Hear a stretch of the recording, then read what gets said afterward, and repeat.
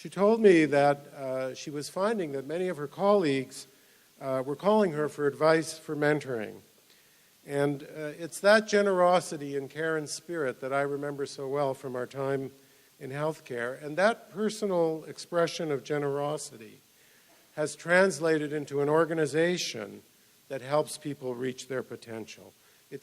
Karen has made that personal attribute one of an entire organization. I have been the personal beneficiary of Karen's generosity in this time of transition, coming even as it did at a moment of loss for Karen and her family, and I can't tell you how helpful she's been to me. Karen, for all your help, I am grateful for the strong organization you have left us at JVS, the wonderful legacy which I pledge to continue. Thank you very much.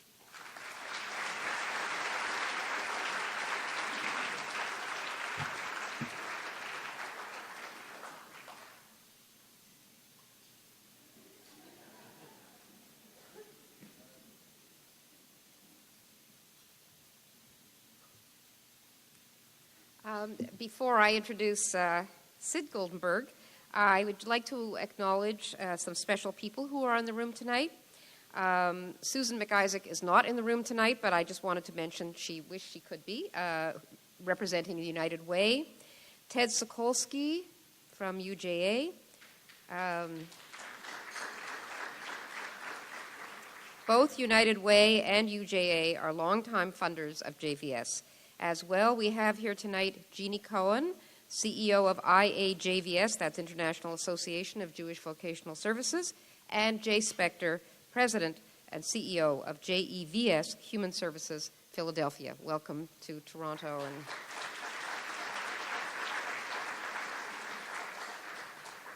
And now I'll introduce the man who knows Karen best of all, Sid Goldenberg.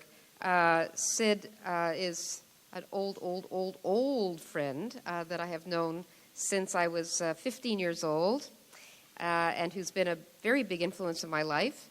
And there's a lot I could tell you about Sid. A lot.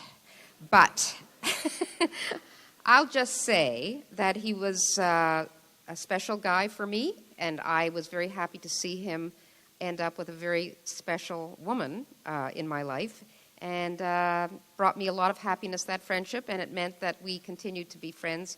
And so it worked out very well for everybody. So I'm going to call up Sid to make the hamotzi. No? Oh, to say a few words, and then the hamotzi. Oh, I am so sorry. Sid is going to say a few words, and then... And then I will call on the grandchildren to do the hamotzi. Well, thank you, Barb, for almost torpedoing my speech.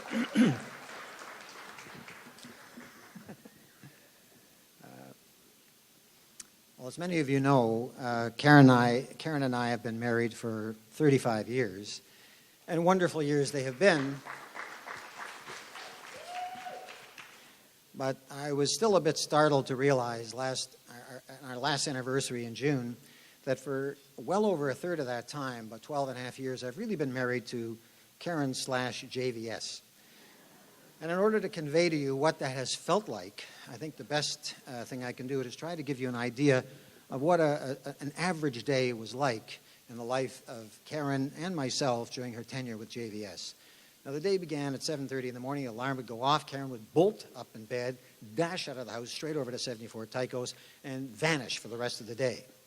Unless, that is, she forgot her BlackBerry, in which case she would call me and ask me if I wouldn't mind running it over, which I would do. But apart from that one exception, I would never hear from her because she'd be lost in a maze of meetings, an incredible accumulation of pressing and urgent matters, from meeting with staff and visualizing new programs and going over budgets and meeting with committees, on and on throughout the day. At 5 or 6 o'clock, when most people come home, not Karen, there's just more of the same. She has a special committee meeting, a dinner meeting, then there's a board meeting in the evening, then she's serving on other boards for other nonprofits for whom she's making a wonderful contribution.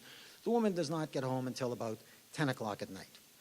Now, when Karen gets home, unlike most people who take the key out of their purse and open the door and let themselves in, Karen doesn't do that. Karen likes to be greeted. So she rings the bell, and what she does. That's exactly what she does. She rings the bell, and so wherever I am in the house, I bound down to the door to greet her. And when I open the door, what do I see? I see this little irrepressibly lovable but Michigan woman standing there, and in her right hand she has a shopping bag with about 30 pounds of 3-ring binders and files and papers, which she has every intent to continue to work on for what's left of the evening. In her left hand she has her BlackBerry, but that hand is not limp and hanging at her side, it's pressed to her ear. So as I open the door, I'll just try to convey this to you. What I see is that she comes striding into the house with that BlackBerry in her ear, something like this, you know. Oh, no, we have to solve that problem first. I'll meet you at 8 o'clock and we'll reschedule our visit to You Think. Just strides right past me. Hello would be nice. But I said she strides in. She strides right to the breakfast table, takes off her coat, unpacks her bag, spreads out her papers, grabs her pen, and for the next hour and a half to 2 hours, she's working with fierce concentration at the table, more stuff to do for JVS. And then sometimes between 11:30 and 12 o'clock, she finally puts her pen down, leans back in her chair, and says to herself, boy, it's been a tough day. I really need to relax. I think I'll make a soup. So there's the silver lining. There's a woman who's been engaged in an entire day of incredibly frenetic activity, and her idea of relaxing is to engage in another activity. But she happens to be a genius in the kitchen. She makes the best soup in the world, of which I am the primary beneficiary. So I figured, well, that's not a bad trade-off. And sure enough, by morning, there's another magnificent soup there, which keeps me going for about a week. Now, I'll spare you the details of the breakfast, of some of the other incidents, but I'll just mention one. Maybe 2 or 3 days later, I'm out in the morning and I'm doing some chores, and I figure, all right, I'll pop back in. It's 12:30, 1 o'clock. I'll pop back in home for lunch. So I come back home. I open the door. Oh, hello, Kim. Hi, Annette. Hello, Bob. Hi, Leslie. And there's Karen standing behind them saying, oh, hi, sweetheart. You know my senior managers. We thought we'd have a lunch meeting, and I thought the nicest place to do would be here at home. So, don't worry about us. By the way, in the kitchen on the counter, there's some leftovers, and you'll have a nice lunch right there. Okay, so I'll have a nice lunch. I'll read the newspaper. That's not an unusual event. And I'll spare you the details of the breakfast meetings that we have that took place from time to time. And then, of course, as I've said, Karen isn't around for dinner. That's from Monday to Thursday. Shabbat dinner on Friday night, she is home. And on the weekend, of course, she is home. So Saturday night, we can have a JVS dinner party. There's milestones in the life of the organization. Senior manager is leaving, someone is coming, a person is leaving the board, there's an important event taking place. She says, oh, we have to recognize this, we have to have some people over, we'll have drinks, we'll have toasts. So we have a lovely evening, we get the wine out, we get the buffet dinner going, 20, 30 lovely people from JVS come over, and we have a fine evening, but I find myself scratching my head saying, what is wrong with this picture? The work-life balance that you hear about, it really isn't happening for Karen. How am I going to get her to have a break from JVS? How am I going to get her to have a moment to refresh herself? And, of course, the solution immediately suggests itself to me. We have the great good fortune of having a cottage and a beautiful, pristine lake on the northern edge of Muskoka. A couple hundred miles away from JVS. It's a nice trip up there. Karen can go up to our cottage and she can relax, she can do her gardening, she can do her cooking, she can have lots of time with her grandchildren. So indeed, I make sure that she has long weekends in the summer. She books off an extended holiday for a couple of weeks in the summer when our children and grandchildren will be there. I drive her up to the cottage. She gets out of the car, and there's that damn shopping bag, and this time it has 50 pounds of binders and papers and files. But I'm thinking, well, it's not too bad. She'll disperse it. She'll do a little bit in the mornings, but she'll still be able to enjoy her activities and the lovely scene at the cottage. It'll be a nice break for her. As for me, I'll be out in my canoe. I'll be paddling along this wonderful, rugged, rocky shoreline, looking at the pines and the cedars and listening to the birds and spotting the loons. And I'll paddle back to our dock, put up the canoe, walk up the steps to the cottage. Oh, hi, Kim. Hello, Bob. Hi, Annette. Hi, Leslie. And there's Karen saying, oh, sweetheart, you know everyone. We thought we'd do some long-term strategic planning. So we had to get away from the commotion in the office. We thought we'd have a retreat, and the cottage is a great place to do it. And by the way, in order to make accommodation for everybody, you'll be sleeping in the bunkie tonight with Bob. Now, I like Bob, but that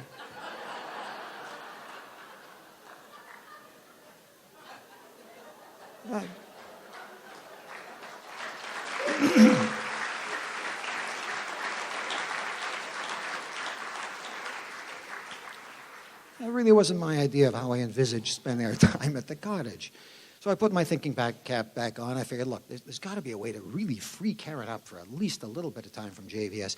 Maybe if I take her out of the country and I take her thousands of miles away to exotic destinations. I take her to Istanbul, take her to Singapore, take her to Buenos Aires, take her to the rim of the Grand Canyon. That's got to put enough distance between her and JVS. And indeed, we took those trips. We had lovely travels. And there she was, standing at the rim of the Grand Canyon. Into the purse goes the hand, and out comes that lousy BlackBerry. I had a moment of extreme anxiety, figuring, oh, no, she's not going to look at this awesome view. Instead, she's going to be preoccupied with the thumbs flying and the text messages going to her secretary, tiptoeing among the egos of JVS and solving some personnel problem. But no, the good news was that the damn thing didn't work outside the country. So, yes, the thumbs were flying, but that was just because she decided to be the journal keeper for the duration of the holiday and keep a record of what we were doing each day. So that was lovely. And at least it gave some bit of a break to Karen from JVS. But standing back and looking at the whole picture, it still seems to me that the work-life balance left a good deal to be desired. Nevertheless, when Karen finally made her announcement that she actually intended to retire, I have to admit that I greeted this announcement with a certain degree of apprehension. In fact, if I'm going to be more candid about it, I'd say my reaction was really one of consternation. In fact, I'm going to be perfectly honest about it. I have to say the proper word is dread. Yeah, dread, yeah. And the reason isn't too far to seek. After all, just think about it for a moment. This is a woman who for 12 years, bounding out of bed, dashing into JVS every day. There's over 200 people sitting there, eager and willing at the drop of a hat to do anything she tells them to do. And everything she tells them to do. 200 people, whatever she tells them to do, every day for 12 years. And all of a sudden, that comes to an end. So I began to visualize the alarm going off at 7:30, and she's not going to bound out of bed and run off to Tycho's. She said that her head is going to roll over to the left, and her gaze is going to fall upon me.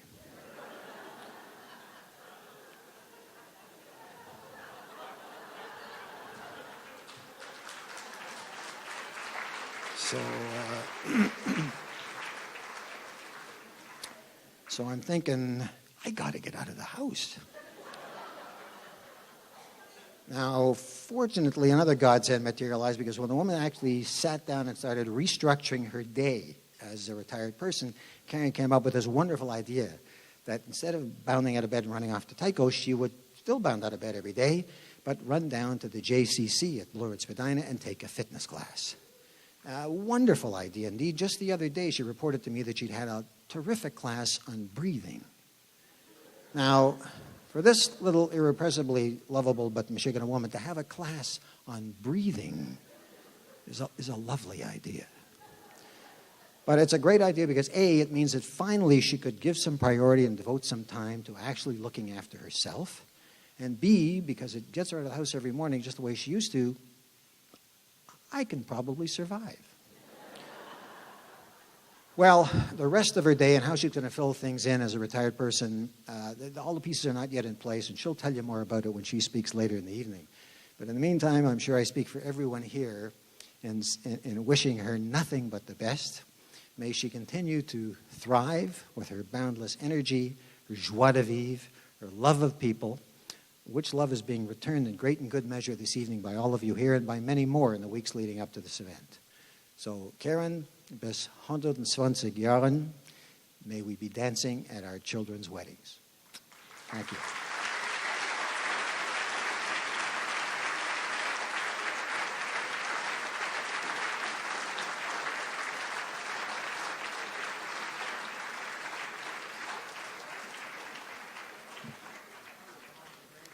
I know. I'm so sorry I missed that.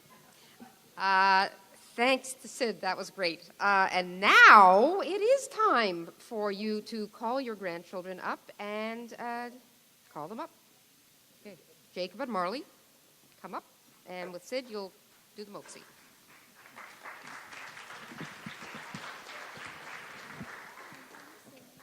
Yeah, I'll sing with you. Okay, we'll do the motzi. Jacob and Marley, there you go. Hamotzi lahem min haaretz, we give thanks to God for bread. Our voices rise in songs together as our joyful prayer is said. Baruch atah Adonai Eloheinu melech haolam, hamotzi lahem min haaretz. Amen.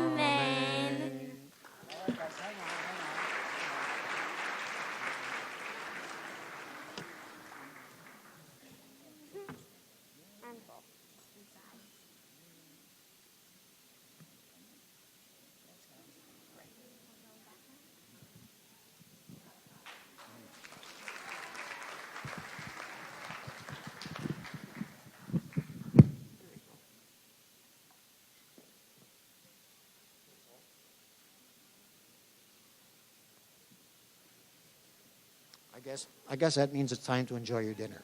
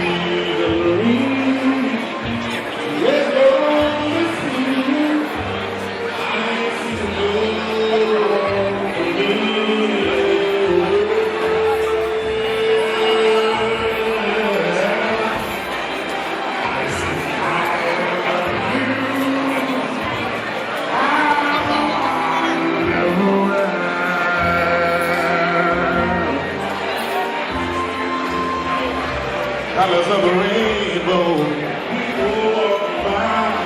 I sing rain, I'm singing, I'm singing, hallelujah.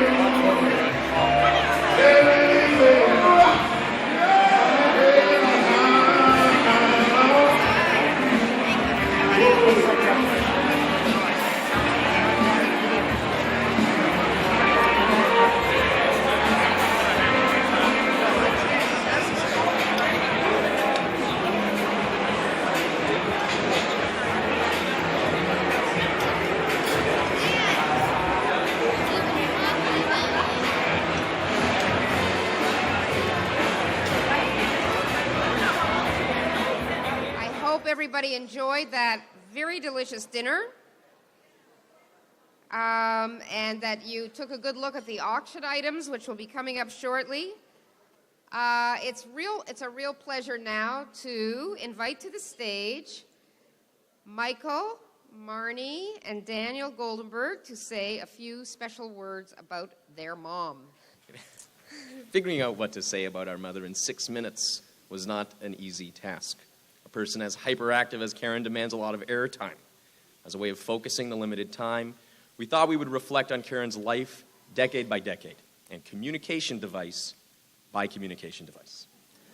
As far as I'm concerned, the story starts in 1969. Karen's life began when I was born. A mere 15 months later, Karen got her girl. And the 70s, for sure, became a blur to our perpetually underslept mum. She began and led Community Occupational Therapy Associates, had one ear tied to the phone, the kind that was attached to a cord. As a result, poor thing, she was tethered and was required to stand still while talking to people. In 1976, the development of the extra long phone cord paved the way for the multitasking which, for better or for worse, was soon to come. As soon as Michael and I were old enough to ride the TTC to school on our own, we did. We learned how in 5 easy steps. Step 1, Karen drove us along the bus route and pointed out where we get on and where we get off. Step 2, we all took the bus together. Step 3 required Michael and I to take the bus, and Karen too, but we pretended that we didn't know each other. Step 4, Karen followed us in the car and we traveled to school. And finally, we reached step 5, which involved all of us leaving the house late for meetings in school. Karen would drive us to the bus stop only to realize that we had missed our bus. Seeing it several blocks ahead, Karen sped up, drove into oncoming traffic, cut off the bus in the middle of the street, providing us with just enough time to jump out of the car and onto the bus. In the 1980s, the dull life that Karen had been living became instantly exciting. I was born, and Karen not only became the oldest mother among the preschoolers set, but was also able to renew her passion for toddler fashion by purchasing the entire 1982 spring Oshkosh bagosh line for young gentlemen, inspired by late 1880s railroad attire. Karen attended my hockey games, and while the other kids were yelled at, told, get going, skate, shoot, and score, I would skate, shoot, and fall, and I would hear, good job, Bubala, from the stands. So aside from perfecting the art of embarrassing her adolescent son, Karen spent her days schlepping us to the orthodontist, finding schools to prevent delinquency, and stretched her professional muscles as vice president of the Addiction Research Foundation. I'd like to stress that at this time, Karen felt absolutely no need to understand drug use among teenagers.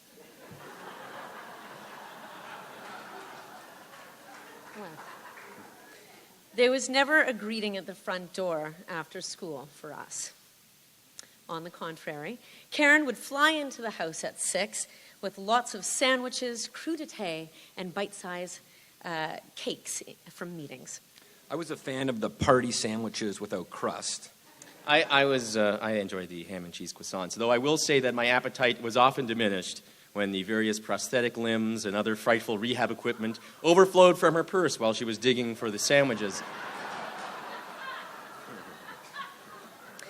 I'm partial to the tortilla wrap, and so was glad that despite significant capacity for multitasking, she never did quite master the advanced technique of grasping a wrap with both hands while chairing a board meeting. But she was far from an absent parent. She swooped in to watch theater performances, sporting events, and meet with teachers. She trapped us in the car on the highway for those serious conversations when she was also always up for a cup of tea at the end of the day, somewhere between 11:30 p.m. and 2 a.m. This is where Karen perfected the art of using a dictaphone. It was perfect for someone who likes to talk a lot and doesn't always seek a response.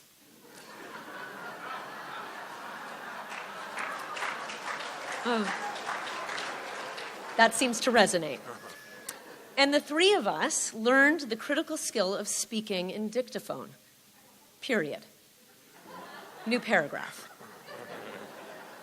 In the 1990s, out of the voluntary sector she dashed, and into big business with Dynacare she dove. The meeting sandwiches got fancy. Brioche, focaccia, 7 grain. So long to the days of ham and cheese croissants, and hello to the days of smoked pancetta arugula panini sandwiches. Marinated to soggy perfection from 9 hours of festering in Karen's purse.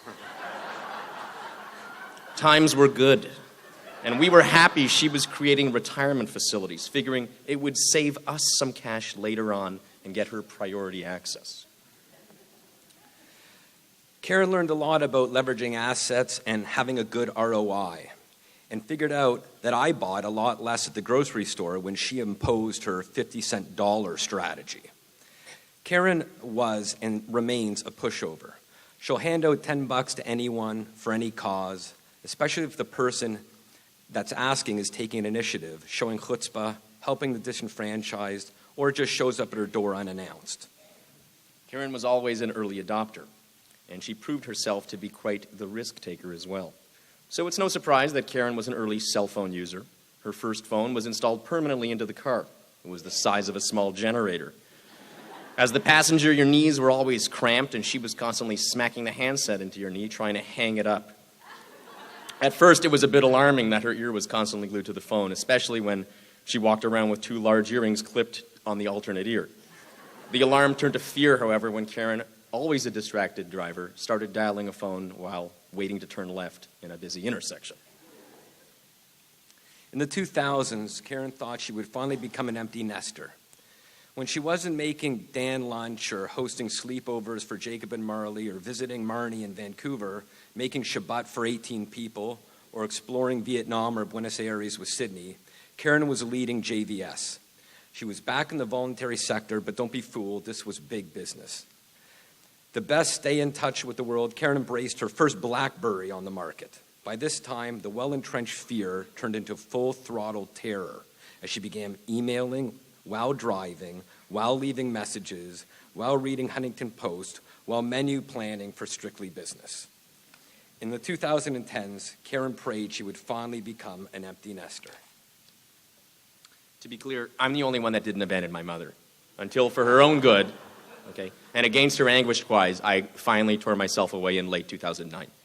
Since that time, the basement has merely been an affordable storage unit for me, though recently, Karen decided that in addition to her 3 existing workspaces in the house, she would need to overtake this space so that she may yet have another area over which to empty her shopping bags full of miscellaneous paperwork and other critical, obviously highly confidential paperwork. What has remained the same about our mom through the decades? She's always been bossy and opinionated. She's always been a scary driver. She's always called me when she really can't talk. Either she dials hoping to get my answering machine, or if she does reach me, right after she says, "How are you, Tatala?" she starts talking to someone else. Refining a strategy document or pureeing a soup on the stove. But in truth, she is a fabulous mom. Karen taught me how to be silly. She taught me how to think strategically and how to give generously. She taught me how to laugh at myself, showed me what it is to love family unconditionally, and to be the very best that I can be. Karen modeled great parenting, unyielding friendship, and the collaboration and compromise that are critical in a marriage. She lives her life with joy, compassion, and integrity, always has and always will. Perhaps in the upcoming decade, she'll slow down a bit and stop being so bossy. But if I were you, I wouldn't wager on it. Congratulations, Mazel Tov, Mom. Thank you. Here, hold on.